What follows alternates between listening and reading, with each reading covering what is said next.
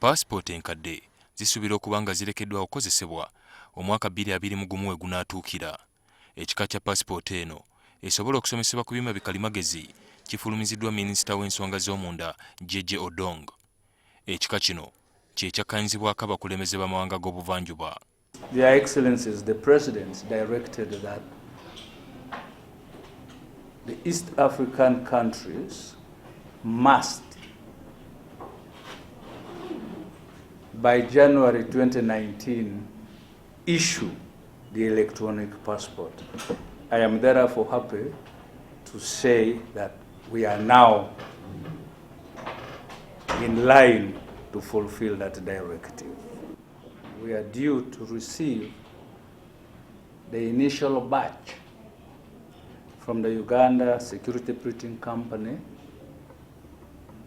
who are our suppliers. Okwawukanako ne pasipooti enkadde zino ziteereddwako akatutubiko kano ng'ogwako gwa kutereka ebikwata ku nnyini pasipooti.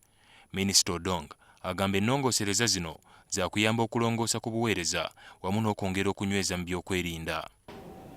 Obviously, you will note that the e-passport is significantly different from what we are now using, because it's going to improve, one, the security of the document.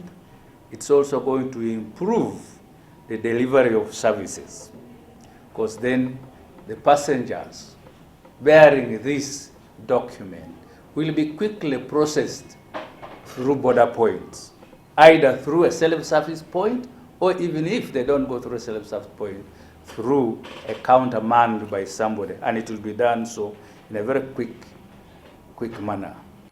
Okufuna pasipooti eno, Minisita Odongo agamba omuntu alina okuyita mu nkola y'emu ng'eyo ebaddewo. We will have basically two, both the electronic and the manual process of application.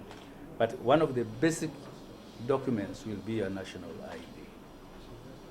Pasipooti eno empya ey'omuntu wa bulijjo esuubirwa okufunibwa ku mitwalo 25, okwawukanako n'ebaddewo enkadde ebadde ku mitwalo 15. Ate ye ey'abakungu oba giyite ba diplomats esuubirwa okugula emitwalo 40, okwawukanako n'enkadde ebadde ku mitwalo 20. Uganda okukyuka okudda ku pasipooti zino ejja kuba nga yeegasse ku mawanga amalala agasoba mu 50 mu nsi yonna agakozesa pasipooti y'emu.